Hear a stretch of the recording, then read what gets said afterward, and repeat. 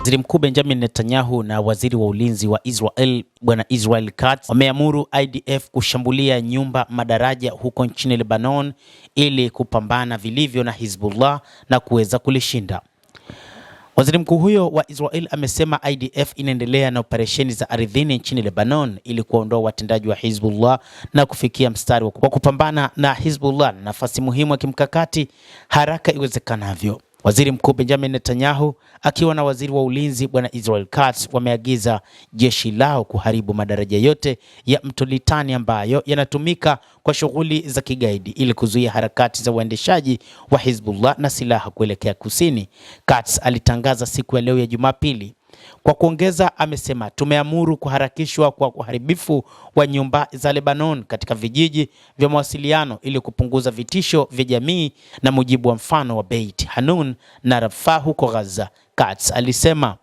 Hata hivyo, mpango ambao wanaupanga wakati huu waziri mkuu Benjamin Netanyahu na waziri wake wa vita Bwana Israel Katz ni mpango ambao unafanana na ule uliofanyika Gaza, jambo ambalo wachambuzi wanaona kwamba litakuja kusababisha hali kuwa mbaya na kuharibiwa kwa majengo mengi katika taifa hilo la Lebanon, ambapo moja kati ya mambo ambayo wakiafikiria Israel pamoja na jeshi lao la IDF ni kwamba wanajeshi wa Hizbullah watakuwa wamejificha katika majumba hayo na hivyo watayaharibu bila sababu za msingi. Alisema IDF inaendelea na operesheni zake za ardhini nchini Lebanon na mpango wao ni kuwaondoa wanaharakati hao wa Hizbullah na kufikia mstari wa mapambano na maeneo muhimu ya kimkakati haraka iwezekanavyo. IDF inahakikisha uhamishaji salama wa wakazi wa kusini mwa Lebanon. Katz aliongeza kuwa IDF itaendelea kuwaruhusu wakazi wa kusini mwa Lebanon kuhama kuelekea kaskazini hadi mto Litani kutoka katika eneo la mapigano kwa ajili ya ulinzi wao.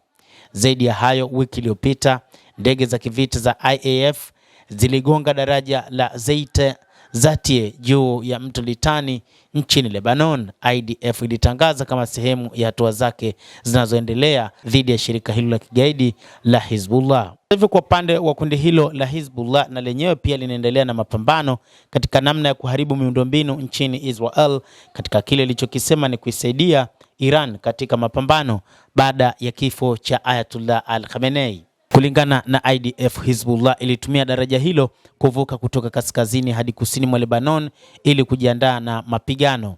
Kadhalika, moja kati ya jambo ambalo limetajwa ni hivi majuzi walikuwa wameweka virusha roketi karibu na daraja hilo na wamekuwa wamerusha Israel kwa kutumia makombora hayo. Hizbullah ilikuwa ikifanya mashambulizi yake kuelekea katika maeneo mbalimbali ikiwa ni pamoja na viwanja vya ndege ikiwa ni kama ule wa Ben Gurion na maeneo mengine nchini Israel, katika kile ambacho wamesema lazima waonyeshe namna ya mapambano katika kutetea haki ya wa Iran lakini pia na Waislamu duniani kote.